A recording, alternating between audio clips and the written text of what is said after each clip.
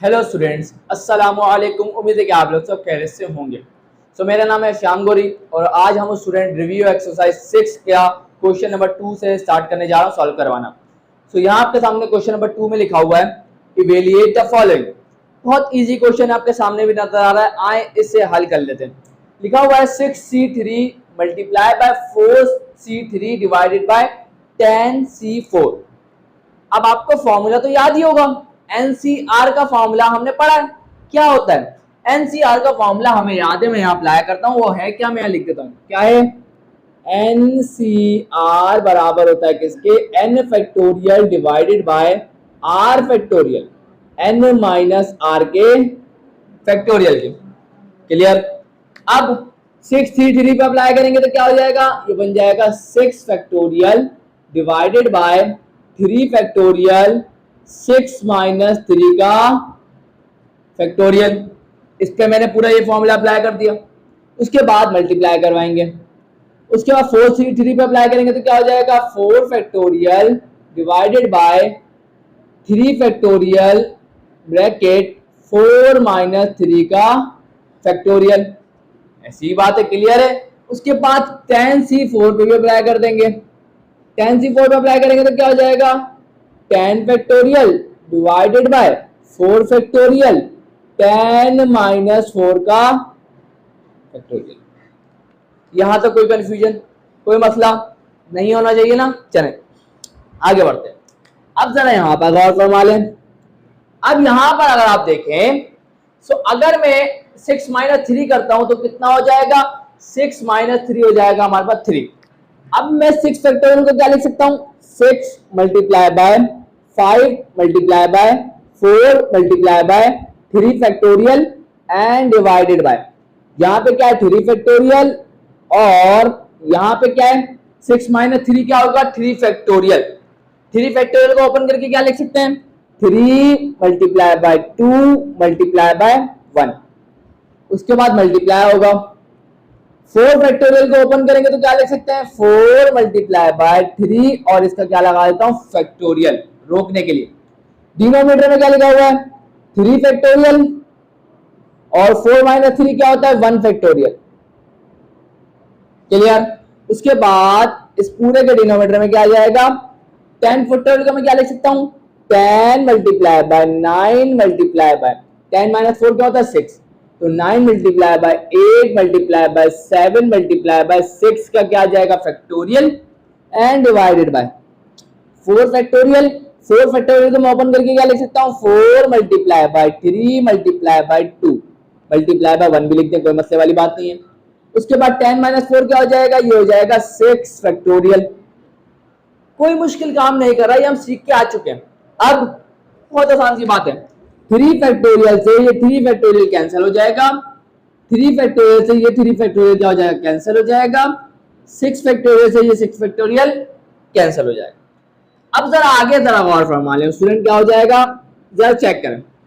यहाँ पे 1 फैक्टोरियल बचा, 1 फैक्टोरियल तो 1 ही होता है, छोड़ दें। यहाँ 4 बचा और यहाँ पे अगर आप देखें तो 2 1 का क्या हो जाएगा? 2 एंड 2 2 का क्या हो जाएगा? 4। डिनोमिनेटर में क्या बच गया? 3। तो 3 1 का क्या होगा? 3 एंड 3 2 का क्या हो जाएगा? 6। बस क्या क्या गया? बच हमारे पास गया 2 multiply by 5 multiply by 4 and multiply by 2, ये हमारा बच गया।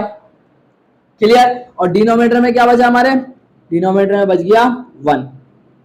कुछ भी नहीं है तो क्या है? 1 है। अब इसकी बात करते हैं। अब यहां अगर आप देखें 2 1 जा 2 एंड 2 5 जा 10, 4 1 जा 4, 4 2 जा 8, 3 1 जा 3, 3 3 जा 9। सो नीचे सब 1 हो गए, ऊपर क्या क्या बच गया? ऊपर बच गया 5 multiply by 3 multiply by 2 multiply by 7 और इसके डिनोमिनेटर में कुछ नहीं है तो क्या होगा? 1। क्लियर? कोई प्रॉब्लम नहीं है। चलें अब क्या होगा? यहां पर ये न्यूमरेटर है और ये पूरा क्या हो गया? डिनोमिनेटर। अब मैं डिनोमिनेटर को मल्टीप्लाई में लेके जाऊंगा तो उलट करके लिख देंगे। आसान जबान में कहूं तो क्या होगा? ये पूरी चीज यहां आ जाएगी। क्लियर? तो क्या बन जाएगा? इक्वल टू क्या आ जाएगा? जरा देखें, यहां देखें, जरा गौर फरमाएं। 2 को भी रहने दें, 5 को भी रहने दें, सही है। 2 4 क्या हो जाएगा 8, सो 8 मल्टीप्लाई बाय 2 मल्टीप्लाई बाय 5, जरा देखें क्या हो जाएगा 5 अपनी जगह पर, 2 अपनी जगह पर, एंड 2 4 क्या हो जाएगा 8 डिवाइडेड बाय, यहां अगर गौर फरमाए तो क्या हो जाएगा, ये हो जाएगा हमारे पास 3 7 क्या हो जाएगा 21, 21 multiply by 2 and multiply by 5, सो ये किसके बराबर आ जाएगा, बहुत इजी है, 5 से 5 कैंसिल, 2 से 2 कैंसिल, और यहां पर आप देखें तो क्या हो जाएगा, ये कैंसिल शायद नहीं होगा, तो यहां पर हमारे पास इसके इवेल्युएट करने के बाद आंसर क्या आ गया, a डिवाइडेड बाय 21। अब आपके जहन में ख्याल आएगा, पता है क्या आएगा, ख्याल ये आएगा कि सर को कैलकुलेटर से सॉल्व कर लेते, तो स्टूडेंट कैलकुलेटर से सॉल्व करेंगे तो डायरेक्ट आंसर मिल जाएगा, तो आपने तो कुछ किया ही नहीं, और जब आप कुछ नहीं करेंगे तो आपको नंबर क्यों मिलेंगे, नहीं मिलेंगे, तो ये आपको करना होगा। आगे बढ़ते हैं, अब इसकी बात करें, अब यहां ये तो बहुत इजी है ना, अब यहां पर कौन सा फॉर्मूला लगेगा, आप बोलेंगे सर यहां पे फॉर्मूला लगेगा एनपीआर का, ऐसा ही है, एनपीआर का फॉर्मूला लगेगा, तो यहां लिखते हैं सॉल्यूशन, सॉल्यूशन लिखने के बाद सवाल को एक दफा आपको हमेशा उतारना होता है, 6p3 हमें बड़ा लिख दिया, 6p3 multiply by 4p3 divided by 10p4 is equal to, nPr का फॉर्मूला क्या होता है, नहीं याद है तो मैं बता देता हूं, कोई मसले वाली बात नहीं है, एनपीआर बराबर होता है किसके, n factorial divided by n minus r के फैक्टोरियल के। अब जरा देख लें, तो यहां पे क्या होगा, इस पे अप्लाई करूंगा तो क्या बन जाएगा, 6 फैक्टोरियल डिवाइडेड बाय 6 माइनस 3 का क्या आ जाएगा फैक्टोरियल, मल्टीप्लाई बाय, इस पे भी फॉर्मूला अप्लाई कर दूंगा यही वाला, क्या बन जाएगा 4 फैक्टोरियल डिवाइडेड बाय 4 माइनस 3 का फैक्टोरियल, और इस पे भी मैं यही फॉर्मूला अप्लाई कर दूंगा, क्या हो जाएगा 10p4 का 10 फैक्टोरियल डिवाइडेड बाय 10 माइनस 4 का फैक्टोरियल। क्लियर, कोई प्रॉब्लम नहीं है। अब जरा गौर फरमाएं, जहां पर अगर आप गौर करें तो मैं 6 फैक्टोरियल को क्या लिख सकता हूं, 6 multiply by 5 multiply by 4 multiply by 3 factorial and divided by 6 minus 3 क्या हो जाएगा 3, तो ये बन जाएगा 3 का फैक्टोरियल। आगे अगर यहां गौर फरमाएं तो मैं 4 फैक्टोरियल को क्या लिख सकता हूं, 4 multiply by 3 multiply by 2 multiply by 1 and divided by 4 minus 3 क्या हो जाएगा 1, और ये बन जाएगा 1 का फैक्टोरियल। अब इस पूरे के डिनोमिनेटर में जरा चेक करें क्या आ जाएगा, 10 फैक्टोरियल को मैं क्या लिख सकता हूं, 10 multiply by 9 multiply by 8 multiply by 7 multiply by 6, और ये आ गया factorial and divided by 10 minus 4 कितना होता है, दैट इज 6 फैक्टोरियल। क्लियर, अब 3 फैक्टोरियल से 3 फैक्टोरियल कैंसिल हो जाएगा, और इसको तो छोड़ दें, और 6 फैक्टोरियल से 6 फैक्टोरियल कैंसिल हो जाएगा। अब जरा गौर फरमाने यहाँ पर स्टूडेंट्स, ये पूरा का पूरा क्या आ जाएगा, यहाँ पर आ जाएगा, जैसा कि हम जानते हैं, है ना। अब क्या होगा, यहाँ पर क्या बच गया, 6 5 से क्या हो जाएगा हमारे पास, 6 5 से क्या हो गया, यहाँ 5 तो नहीं है, सही है, 6 5 से क्या हो जाएगा 30 एंड 34 का क्या हो जाएगा 120, कितना हो जाएगा 120, ये आ जाएगा 120 multiply by 4 multiply by 3 multiply by 2 and divided by, यहाँ पे क्या बचा है 10 multiply by 9 multiply by 8 multiply by 7। Clear, आगे बढ़ते हैं। अब यहां गौर फरमाएंगे तो 2 1 जा 2 एंड 2 4 जा, चलो मैं ऐसा नहीं करता हूं, इसको अभी छोड़ें, ये आ गया 2, 4 1 जा 4 एंड 4 2 जा 8, 3 1 जा 3 3 3 जा 9, और 10 1 जा 10 और 10 12 जा क्या हो जाएगा 120। क्लियर, ये वाले 2 से ये वाला 2 क्या हो जाएगा कैंसिल हो जाएगा, और 7 3 जा क्या हो जाएगा 21, तो यहां पर ऊपर क्या बचेगा 12 1 जा 12, तो ये आ जाएगा 12 डिवाइडेड बाय 21। क्लियर, अब 3 4 का क्या हो जाएगा 12 हो जाएगा, और 3 7 का क्या हो जाएगा 21 हो जाएगा, तो हमारे पास आंसर आ गया 4 divided by 7 and this is our final answer.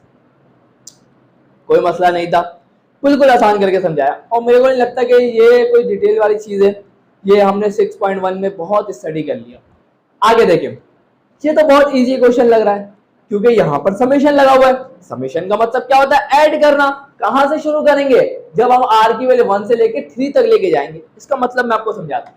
Solution लिखना है सबसे पहले, तो लिख लिया, बड़े प्यार से लिख लिया। उसके बाद सवाल को एक दफा प्यार से उतार लेंगे। So 3CR, r is equal to क्या है 1 और कहां तक जाएगा 3 तक। इसका मतलब क्या है जरा वो आपको समझा दूं। सबसे पहले हम r की वैल्यू क्या रखेंगे 1, तो 3C1, उसके बाद प्लस, फिर r की वैल्यू क्या रखेंगे 2, तो फिर क्या बन जाएगा 3C2। उसके बाद हम r की वैल्यू क्या रखेंगे, इसके बाद हम r की वैल्यू रखेंगे 3। तो यहां तक हमें क्या करना है, इन तीनों को क्या कर देंगे, ऐड कर देंगे। तो ये हमें यही बता रहा था। क्लियर? समेशन का मतलब ही होता है ऐड करना। अब यहां पे इसको सॉल्व कर लेंगे। 3C1 किसके बराबर होगा, 3C1 तो 3 के ही बराबर होगा। 3C2 किसके बराबर होगा, निकाल लेंगे फॉर्मूले के जरिए। फॉर्मूला क्या है, ये रहा, n फैक्टोरियल मतलब 3 का factorial divided bye r factorial का मतलब क्या होगा 2 फैक्टोरियल और 3 माइनस 2 का फैक्टोरियल। उसके बाद आएगा प्लस, उसके ऊपर भी फॉर्मूला लगाएंगे लेकिन जरूरत नहीं है। 3C3 भी 1 के ही बराबर होता है, सॉरी हाँ सही है 1 के बराबर। उसके बाद क्या हो जाएगा 3 प्लस 1 हो जाएगा 4 एंड प्लस का 3 फैक्टोरियल को मैं क्या लिख सकता हूँ, 3 फैक्टोरियल को मैं लिख सकता हूँ 3 मल्टीप्लाई बाय 2 का फैक्टोरियल एंड डिवाइडेड बाय 2 का फैक्टोरियल एंड 3 माइनस 2 क्या हो जाएगा 1 का फैक्टोरियल। तो क्या हो जाएगा 4 प्लस का 2 फैक्टोरियल से 2 फैक्टोरियल क्या हो जाएगा कैंसिल हो जाएगा और यहाँ पे बच जाएगा हमारे पास 3 एंड 4 प्लस 3 क्या हो जाएगा 8 विल इक्वल टू 7। क्लियर? और यहाँ जाके स्टूडेंट हमने इस क्वेश्चन को भी क्या कर लिया, सक्सेसफुली सॉल्व कर लिया और यहाँ जाके हमने क्वेश्चन नंबर 2 कंप्लीट कर लिया। बहुत इजी था, कोई मसला नहीं रहा होगा। वक्त आ गया कि बढ़ जाए क्वेश्चन नंबर 3 की तरफ। सो यहाँ स्टूडेंट्स आप लोगों के सामने अब आ चुका है question number 3, question number 4 and question number 5। आप अगर क्वेश्चन नंबर 3 पर गौर करें तो ये बहुत इजी है। तो यहाँ लिखा हुआ क्या है कि देयर आर 7 सीट्स अवेलेबल। यहाँ पर 7 सीट्स अवेलेबल हैं, खाली हैं इन अ कंपार्टमेंट। अब बताना ये है कि कितने तरीकों से हम 7 लोगों को उन 7 सीटों पे कैसे बिठा सकते हैं। समझ में आई बात? तो इसमें कोई मसले वाली बात नहीं है स्टूडेंट, ये बहुत इजी है। अब यहाँ पर इमेजिन करें कि हमारे पास 7 सीटें हैं, सही है। अब उन 7 सीटों पे हमें कितने बंदों को बिठाना है, 7 बंदों को। तो याद रखिएगा स्टूडेंट, जब पहली सीट को अगर आप देखेंगे तो पहली सीट पे कितने बंदे बैठ सकते हैं। आप बोलेंगे सर जब पहला जो बंदा आएगा वो इस सीट पे बैठ जाएगा, समझे। तो हमारे बंदे कितने 7, तो 7 में से हमें क्या पता कौन पहले आएगा। तो 7 पहली सीट की अगर बात करें तो पहली सीट पर 7 के 7 में से कोई भी एक बैठेगा। तो इसका मतलब ये हुआ कि पहली प्लेस, मैं आपके सामने कितनी प्लेसेस बना रहा हूँ 1 2 3 4 5 6 7। तो पहली प्लेस की बात करें तो 7 बंदे बैठ सकते हैं। मतलब ये 7 में से एक ही बैठेगा, लेकिन जो पहले आएगा वो बैठेगा। तो यहाँ पर 7 बंदे बैठ सकते हैं। अब बात करें सेकंड प्लेस की। सेकंड प्लेस की बात करें तो सेकंड प्लेस पे जब बैठेगा, यहाँ पर तो एक बंदा बैठ चुका है, तो कितने बंदे थे 7 में से एक तो यहाँ बैठ गया होगा। तो यहाँ कितने बैठ सकते हैं 6, तो यहाँ पे 6 बैठ जाएंगे। अब इसकी बात करें तो यहाँ पर इन दोनों में 2 बंदे तो बैठ चुके हैं, तो बचे कितने हैं हमारे पास 7 बंदे थे, 7 में से 2 तो बैठ चुके हैं, बचे कितने हैं यहाँ पे क्या कितने बैठ सकते हैं 5। तो 5 4 3 2 1 और ये बराबर आ जाएगा 7 फैक्टोरियल के। क्लियर? 7 फैक्टोरियल के जब आप आंसर निकालेंगे तो वो बराबर आएगा किसके 5040 के, और इसके आगे लगा देंगे बेस और यहाँ जाके सॉल्व हो गया। कितना इजी है, समझ में आ रही है बातें, बहुत अलवा बातें। ये क्वेश्चन की अगर बात करूं ना, ये क्वेश्चन ये बहुत इंपॉर्टेंट क्वेश्चन भी है और बहुत ज्यादा ट्रिकी भी है।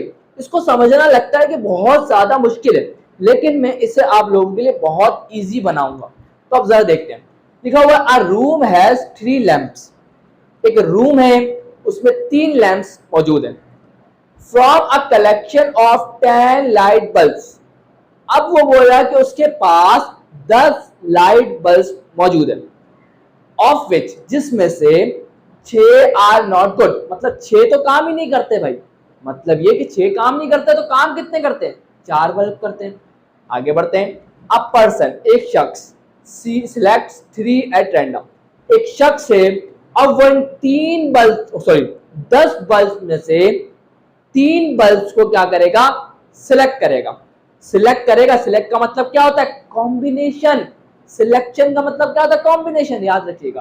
तो वो 10 बल्ब में से 3 बल्ब को सिलेक्ट करेगा और उन्हें क्या करेगा, उन बल्ब को लेकर सॉकेट में लगा देगा। उसके बाद वो बोला कि बताओ what is the probability that he will have light. He will का मतलब क्या है कि रूम में लाइट मौजूद होने की, मतलब रूम में रोशनी होने की प्रोबेबिलिटी हमें बतानी है। अब ये क्वेश्चन ट्रिकी क्यों है, आए जरा आप देखते हैं। अब स्टूडेंट जरा सुनिएगा, मैंने आपको सबसे पहली बात में समझाने से पहले इसको आपको एक और बात रिवाइज करवा दूं। मैंने आपको हमेशा क्या कहा है, प्रोबेबिलिटी वाला जब भी क्वेश्चन आप लोगों के सामने आए, आपको एक काम लाजमी करना है। वो काम क्या है, वो काम ये है कि आप लोगों को सैंपल स्पेस को ढूंढ लेना है। सैंपल स्पेस क्या होता है, total number of possible outcomes, समझे। तो total number of possible outcomes को ही हम क्या कहते हैं, सैंपल स्पेस। तो हमें सबसे पहले यहाँ पर क्या चाहिए होगा, सैंपल स्पेस। तो मैं लिखूंगा सैंपल स्पेस को कैसे डिनोट करते हैं, एस से। तो यहाँ पे हमारा क्या आ गया, एस, और एस हमारा क्या होगा, डेट विल बी यहाँ पे क्या होगा, मैं लिख देता हूं, तो ओ एस लिख देता हूं। क्या लिख देता हूं, ओ एस। क्या होगा भाई, टोटल नंबर, और ओ किसको रिप्रेजेंट कर रहा है, तादाद को। तो उस आउटकम्स की तादाद क्या होगी वो हमें चाहिए ना। तो सुनिएगा क्या बोला, हमारे पास 10 बल्ब से, कितने बल्ब से, 10, लेकिन वो 10 बल्ब थोड़ी लेगा, वो तो कह रहा है कि उन 10 बल्ब में से वो लेगा सिर्फ 3 बल्ब। सो उसको मतलब ये हुआ कि अगर 10 बल्ब रखे हुए हों तो वो उसमें से 3 बल्ब को लेगा। तो अब हमें ये बताना है, अब बताएं कि 10 बल्ब में से 3 बल्ब को सिलेक्ट करने के कितने तरीके हैं, कितने पॉसिबल आउटकम्स हैं। तो वो निकालने का तरीका तो हमें आता है। टोटल बल्ब कितने हैं, एन कितना हो गया हमारे पास, एन हमारे पास हो जाएगा 10, क्योंकि 10 बल्ब है। आर क्या हो जाएगा, आर हमारे पास जितने बल्ब को सिलेक्ट करना है, कितने को करना है, 3 को। तो यहां पर हमारे पास क्या आ गया, एन भी आ गया, आर भी आ गया। सिलेक्शन की बात है तो हम क्या लगाएंगे, कॉम्बिनेशन। तो हम क्या लगा देंगे, एनसीआर, और एन कौन है 10, आर कौन है 3, और 10C3 हमारे पास क्या हो जाएगा, डेट विल बी 120। इसका मतलब क्या हुआ, ये 120 क्या है, उन 10 बल्ब में से 3 बल्ब को सिलेक्ट करने के total number of possible outcomes है। इसका मतलब ये हुआ हमारा सैंपल स्पेस की तादाद कितनी होगी, दैट विल बी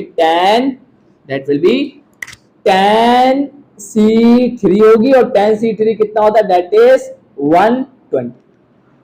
इसका मतलब ये हुआ हमारे सैंपल स्पेस तो हमें मिल गया कि 120 तरीके हैं, मतलब सैंपल स्पेस हमारे की तादाद क्या होगा, 120। अब क्या करना है साथ, अब ये काम हो जाने के बाद हमें बढ़ते हैं इवेंट की तरफ। इवेंट का मतलब जो हमारा, इवेंट का मतलब होता है सैंपल स्पेस का सबसेट, कोई मुश्किल नहीं है। अब हमें इवेंट चाहिए। इवेंट क्या है, किसकी, जिसकी हमें प्रोबेबिलिटी निकालनी है। प्रोबेबिलिटी किसकी निकालनी है, हमें निकालनी है कि रूम में लाइट हो, उसकी प्रोबेबिलिटी चाहिए। समझ रहे हैं, ये बात इतनी इजी नहीं है स्टूडेंट जितना आप समझ रहे हैं। आपको जरा मैं समझाता हूं इस बात को, तो जरा देखिएगा स्टूडेंट। सबसे पहले मैं यहां क्या करता हूं, एक इवेंट ए मानता हूं। क्या मानता हूं, एक इवेंट ए मान लेता हूं। तो ये हमारे पास क्या आ गया, इवेंट ए। सही है, इवेंट ए मानू क्या मैं इवेंट ए ये मानू कि रूम विल हैव लाइट। अगर आप लोग ये सोच रहे हैं, क्योंकि हमें प्रोबेबिलिटी तो इसी की चाहिए, तो हमें तो यहाँ इवेंट ए को यही मानना चाहिए, लेकिन मैं ऐसा नहीं करूंगा। अब जहन में सवाल उठेगा कि सर आप क्यों नहीं करेंगे ऐसा, क्यों नहीं करेंगे, इसकी वजह भी आपको मैं समझाता हूं। तो स्टूडेंट्स, आपको पता है हमने प्रोबेबिलिटी का फॉर्मूला पढ़ा है। क्या पढ़ा है कि अगर हमारे पास कोई भी इवेंट हो, उसकी प्रोबेबिलिटी निकालनी हो, तो आप देखेंगे उस इवेंट ई के अंदर जो तादाद हो उसके बाद डिवाइड करेंगे ओ एस से, है ना, यही है ना। आप बोलेंगे सर बिल्कुल ऐसा ही है। अब जरा सुनिएगा स्टूडेंट, अब मसला क्या है हमारे साथ वो मैं आपको समझाता हूँ। तो स्टूडेंट इमेजिन करें कि ये हमारा रूम है और इस रूम में 3 लैंप्स हैं, और जब लैंप्स है तो उसमें तो बल्ब लगेगा, तीनों लैंप में बल्ब लगेगा, तो मैं सॉकेट इमेजिन कर लेता हूँ, ये सॉकेट आ गया। अब इन 3 सॉकेट आपके सामने लगे हुए हैं और आपके पास बल्ब कितने हैं। अब देखिए स्टूडेंट, हमें बता दिया गया सवाल में कि उसके पास टोटल बल्ब तो कितने 10, लेकिन काम कितने करते हैं, 6 तो काम नहीं करते, तो 4 काम करेंगे, 4 काम करते हैं, ऐसा ही चले आ जाए वापिस इधर। अब मैं क्या करता हूं, 3 सॉकेट है और मेरे पास 4 बल्ब है जो काम करते हैं, क्लियर। अब मैं क्या करता हूं, कोई भी एक रैंडम मैंने 10 बल्ब में से एक बल्ब उठा लिया और मैंने इसमें लगा दिया। सपोज करें जब मैंने उसमें लगाया वो बल्ब ग्लो कर गया। अब मैंने एक और बल्ब उठाया, वो भी मैंने सॉकेट में लगाया, वो बल्ब भी ग्लो कर गया, और एक और बल्ब उठाया, वो भी मैंने लगाया, वो भी बल्ब ग्लो कर गया। समझे। अब अहम बात शुरू होती है जो आप लोगों को समझनी है। तीनों बल्ब जल रहे हैं जब भी रूम में लाइट है ना लाइट। अब मैं क्या करता हूं, एक और बल्ब उठाता हूं, उस पुराने वाले बल्ब को निकालता हूं और वो लगाता हूं, और वो जब मैं लगाऊंगा तो वो ग्लो नहीं कर रहा, लेकिन अभी भी 2 बल्ब्स ग्लो कर रहे हैं स्टूडेंट, तो जिस वजह से रूम में लाइट अभी भी है। उस वाले बल्ब को भी निकालते हैं, अब एक बल्ब मौजूद है, एक बल्ब मौजूद है, सपोज कर लें वो जल रहा है, तो जब भी रूम में लाइट है, यही इसकी सबसे बड़ी प्रॉब्लम है स्टूडेंट। एक बल्ब लगाओ जब भी रूम में लाइट होती है, 2 बल्ब लगे हो जब भी रूम में लाइट होती है, 3 बल्ब लगे हो जब भी रूम में लाइट होती है, तो हम प्रोबेबिलिटी निकाल ही नहीं पाएंगे, कंफ्यूज हो जाएंगे। समझे, क्योंकि हमें इवेंट ए मानना है कि room will have light, possible outcomes कैसे निकालेंगे, समझ में ही नहीं आ रहा। तो अब सवाल जहन में आता सर ये तो कंफ्यूजन है बहुत ज्यादा, अब क्या करें। अब स्टूडेंट हम इवेंट ए को ये नहीं मानते, हम इवेंट ए को मान लेते हैं क्या, कि हम ये इमेजिन करते हैं कि हम वो बल्ब लगाते हैं जो चलते ही ना हो। सही है। अब हमें ये बात पता है, हमें एक बात पता है कि 6 बल्ब है जो नहीं चलते, तो मैं क्या करूंगा, मैंने 6 बल्ब लिए और उन 6 बल्ब में से मैंने क्या किया, एक एक बल्ब को लगा दिया। जब आप लगाएंगे, तीनों बल्ब लगाएंगे, खराब है, जब भी नहीं जलेगा कोई, एक भी नहीं जले, तो उससे मतलब ये हमारी कंफ्यूजन खत्म हो गई कि एक बल्ब खराब लगाएं जब भी वो नहीं जलेगा, दूसरा लगाएं तीनों लगे हो जब भी नहीं जलेगा। तो इससे हमारे को एक कंक्लूजन मिला कि जब हम खराब बल्ब को लगाते हैं तो रूम में लाइट होती ही नहीं है, रूम में लाइट होती ही नहीं है। इसका मतलब अगर हम ये निकालने में कामयाब हो जाए कि रूम में लाइट ना होने की प्रोबेबिलिटी, रूम में लाइट ना होने की प्रोबेबिलिटी अगर हम लोग कैलकुलेट कर लें, तो हम इजीली ये बता पाएंगे रूम में लाइट होने की प्रोबेबिलिटी क्या है। तो इस वजह से सारी बात का कंक्लूजन ये निकलता है कि हमें सबसे पहले ये निकालना होगा कि रूम में लाइट ना होने की प्रोबेबिलिटी कितनी है। सो मैं यहां लिखूंगा इवेंट ए को, room will have no light, room will have no light, will have no light. So यहां पर स्टूडेंट्स रूम में लाइट होने की प्रोबेबिलिटी, सॉरी रूम में लाइट होने की, अब आपको पता है रूम में अगर लाइट नहीं होगी तो आपको क्या करना है, आपको ये करना है कि आपके पास ऐसे कौन से बल्ब हैं, क्योंकि उसमें मसला ये है क्योंकि हम लोग यहां पर कितने बल्ब को सिलेक्ट कर रहे हैं, 3, सिलेक्शन की बात है, तो यहां पर हमें कॉम्बिनेशन लगाना होगा। अब हमारे पास कौन से मुझे बताएं, सैंपल स्पेस का सबसेट क्या होता है, इवेंट सैंपल स्पेस कितना है 10 बल्ब में से सही कितने, खराब कितने बल्ब है 6, तो यहां पर 6 बल्ब तो क्या है, जो क्या है खराब है, उन 6 खराब बल्ब में से हम क्या करते हैं, 3 बल्ब को सिलेक्ट कर लेते हैं, 3 बल्ब को सिलेक्ट कर लेते हैं, 6 बल्ब है और वो 6 के 6 बल्ब क्या है खराब, तो 6 खराब बल्ब में से 3 बल्ब को लेने की, सिलेक्ट करने की प्रोबेबिलिटी, वो क्या बोल रहा हूं मैं भी, 3 बल्ब को सिलेक्ट करने के लिए आउटकम्स क्या क्या निकलेंगे, तो वो हो गए 20, कितने हो गए 20। इसका मतलब ये हुआ 20 तरीके होगा इसके, कि अगर हम 20 तरीकों से अगर लगाते हैं तो रूम में लाइट नहीं होगी। इवेंट ए की तादाद पता चल गई कितनी है, दैट इज 20। सही है, कोई प्रॉब्लम तो नहीं है यहां तक। तो यहाँ पे मैं ऐसा करता ही हूँ, इसको यहाँ नहीं लिखता, इसको मैं नीचे करके लिखता हूँ, तादाद लिख रहे हैं ना, तो तादाद को हम किससे लिखेंगे, ओ ए से लिखेंगे। और ओ ए कितना होगा कि 6 बल्ब में से हम लोग 3 बल्ब को सिलेक्ट करेंगे और उसकी जो हमारे पास तादाद आएगी दैट विल बी 20। क्लियर? चले भाई, अब प्रोबेबिलिटी निकालेंगे।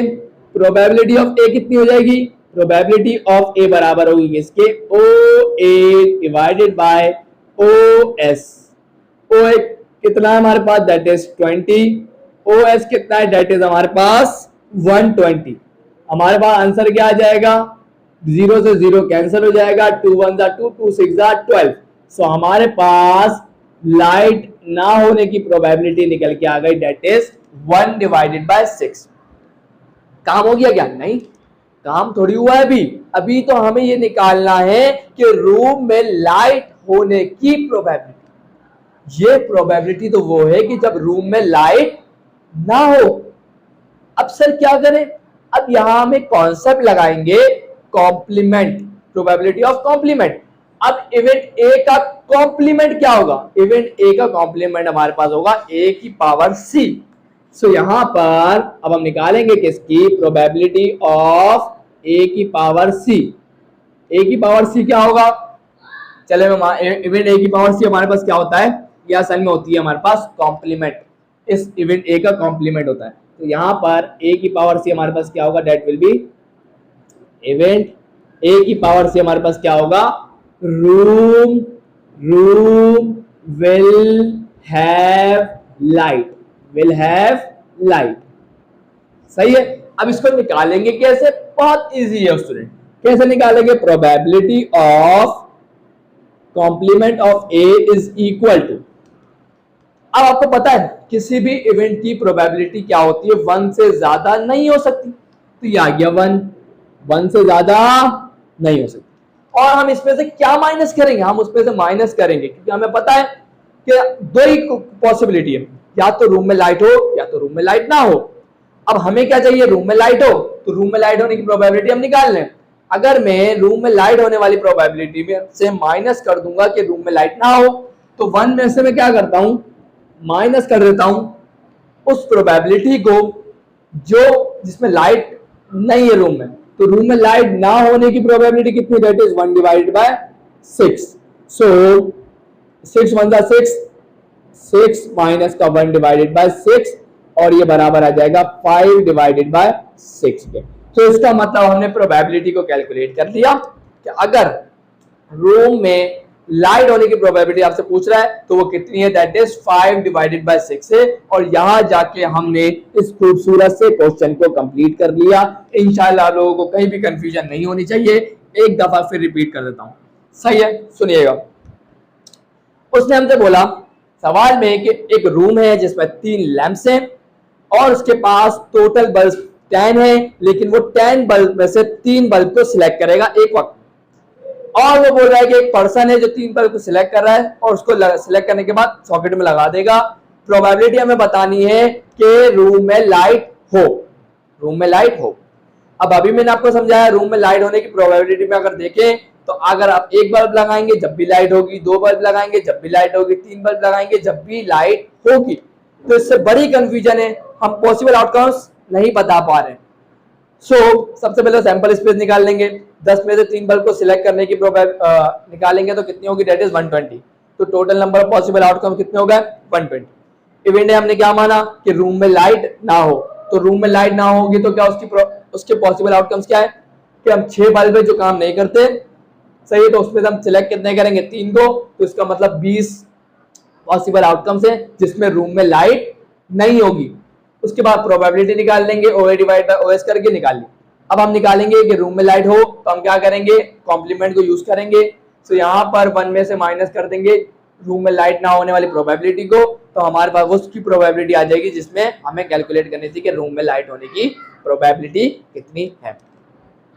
चले भाई, ये तो क्लियर हो चुका है, इसमें कोई कंफ्यूजन नहीं होनी चाहिए। अब इसकी तरफ बढ़ते हैं।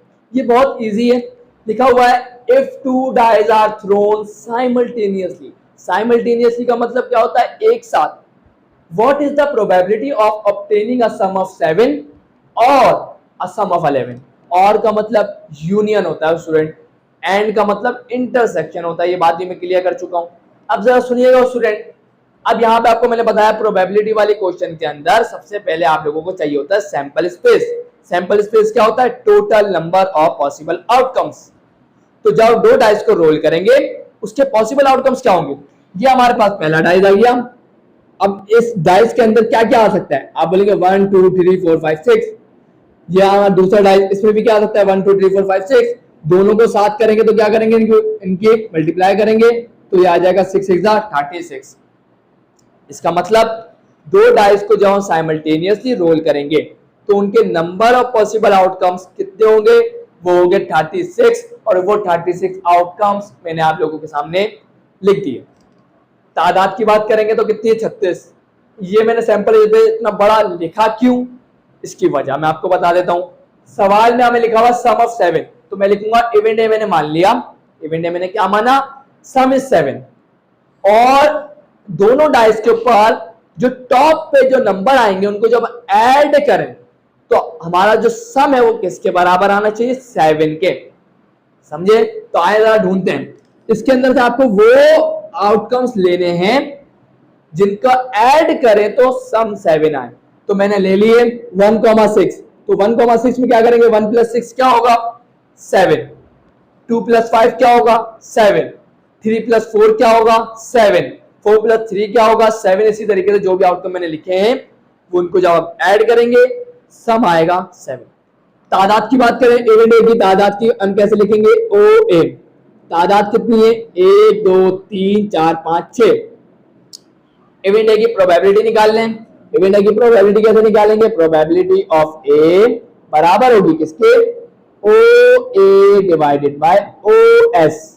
ओ ए कितना है? That is 6। ओ एस कितना है? That is 36। सो यहाँ पे क्या हो जाएगा? 6 1 = 6 एंड 6 6 = 36। सो हमारे पास प्रोबेबिलिटी ऑफ इवेंट ए निकल के आ गई, दैट इज 1/6। काम खत्म नहीं हुआ है। अब हमने माना इवेंट बी। इवेंट बी क्या माना? कि सम इज 11। सो यहां पर इस पॉसिबल आउटकम में से दो ही आउटकम से जो सम क्या बनाएंगे? 11। कौन कौन से? 5,6 और 6,5। जब आप 5 के अंदर 5 और 6 को ऐड करेंगे तो 11 आ जाएगा, 6 और 5 को ऐड करेंगे तो 11 आ जाएगा। तो इसके नंबर ऑफ पॉसिबल और सॉरी तादाद बताएं बी सेट की कितनी है? आप बोलेंगे सर 2 है। प्रोबेबिलिटी ऑफ इवेंट बी कितनी हो जाएगी? That will be O B divided by O S. So O B कितना है? That is 2। ओ एस कितना है? That is 36। 2 1 = 2, 2 1 = 2, 2 8 = 16। सो हमारे पास प्रोबेबिलिटी निकल के आ गई किसकी? इवेंट बी की, दैट इज 1/80। मैं देख लूं जरा नजर आ रहा है कि नहीं आ रहा आप लोगों को? बिल्कुल नजर आ रहा है। चले अब सर क्या काम खत्म हो गया? नहीं स्टूडेंट, काम खत्म नहीं हुआ है अभी भी। अब हमारे को लास्ट काम क्या करना है? देखें, हम लोग निकालेंगे probability of A union B.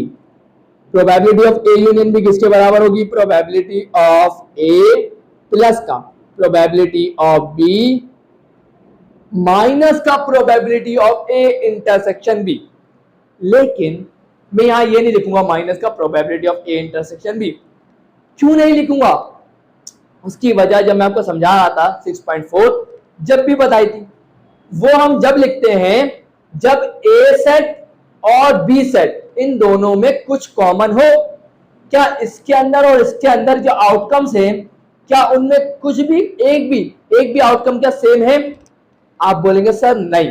तो जब इन दोनों में कुछ कॉमन है ही नहीं तो ए इंटरसेक्शन बी वाला पार्ट कैंसिल हो जाता है।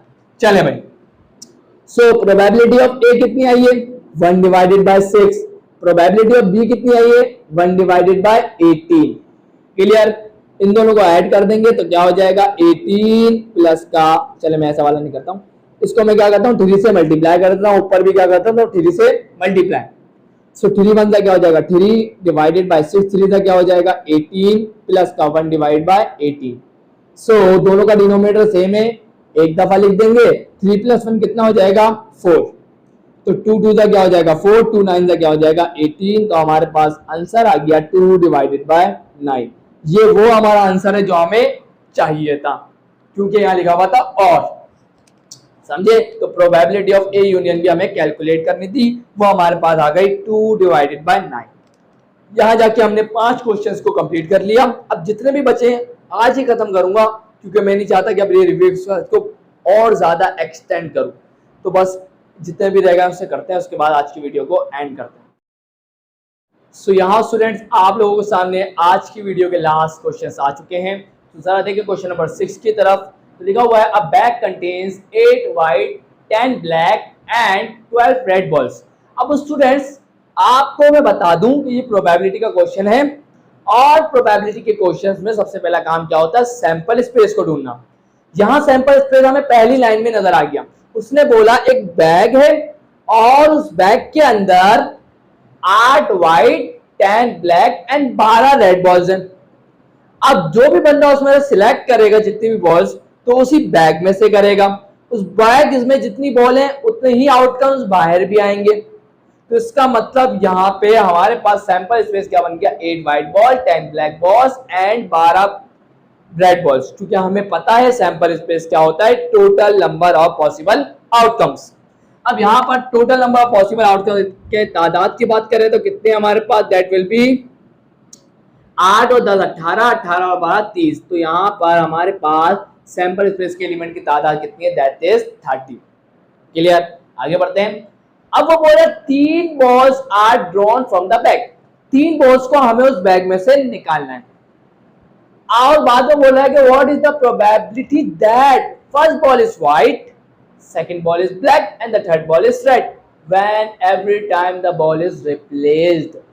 ये सर एंड में जो बात की वो क्या की, ये बात असल में उसने ये की कि जब हम पहली दफा आप जब बॉल को उठाएंगे तो वो बॉल सपोज करें रेड आ गई, सही। अब रेड आने की प्रोबेबिलिटी कितनी है वो आप निकालेंगे।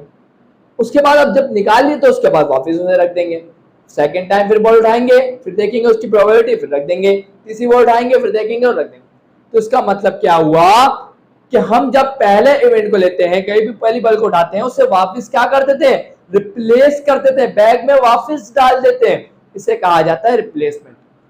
और विदाउट डिस्प्लेसमेंट का मतलब ये है कि हम एक बॉल को उठाएं, उसकी प्रोबेबिलिटी देखें, उसको वापस उस बैग में ना डालें, फिर हम नेक्स्ट बॉल उठाएं। तो जिस वजह से ये इवेंट क्या कहलाएगा, डिपेंडेंट। और अभी इस कंडीशन में वो इंडिपेंडेंट इवेंट्स की बात कर रहा है। किसकी बात कर रहा है, इंडिपेंडेंट इवेंट्स की। पहले वाले इवेंट की वजह से दूसरे वाले इवेंट को अफेक्ट नहीं होगा। क्लियर, चले। अब यहां पर मैं एक इवेंट ए मान लेता हूं, एक इवेंट ए मान लेता हूं। और इवेंट ए क्या है, the ball is white, the ball is white. चले भाई, तो बॉल वाइट कितनी है, दैट इज 8। तो यहां पर 8 वाइट बॉल्स। सो ए वाले इवेंट की तादाद की बात करें तो कितनी हो गई, दैट विल बी 8। और इवेंट ए की प्रोबेबिलिटी की बात करें तो probability of A is equal to O A divided by O S. O A कितना है हमारे पास, दैट इज 8। ओ एस कितना है, दैट इज 30। सो यहाँ पर 2 4 8 एंड 2 1 2 1 इसको दिया, 2 5 10। सो यहाँ पर हमारे पास इवेंट ए की प्रोबेबिलिटी कितनी निकल के आ गई, that is 4 divided by 15। Clear. अब मैं एक इवेंट बी मान लेता हूं, एक इवेंट बी मान लेता हूं। इवेंट बी क्या है, the ball is black, the ball is black, the ball is black. So black ball आने का सेट क्या बनेगा, 10 black balls, 10 black balls. So event A की तादाद की बात करें तो कितनी हो गई, that will be, O B हमारे पास कितना हो जाएगा, that will be 10। Event B की प्रोबेबिलिटी की बात करें तो क्या हो जाएगी, probability of B is equal to O B divided by O S. O B कितना है, दैट इज 10। ओ एस कितना है, दैट इज 30। 10 1 10, 10 3 30। तो हमारे पास प्रोबेबिलिटी ऑफ इवेंट बी कितनी आ गई, दैट इज 1 डिवाइडेड बाय 3। एक इवेंट सी मान लेते हैं, एक इवेंट सी मान लेते हैं। वो क्या है, वो क्या है, द बॉल इज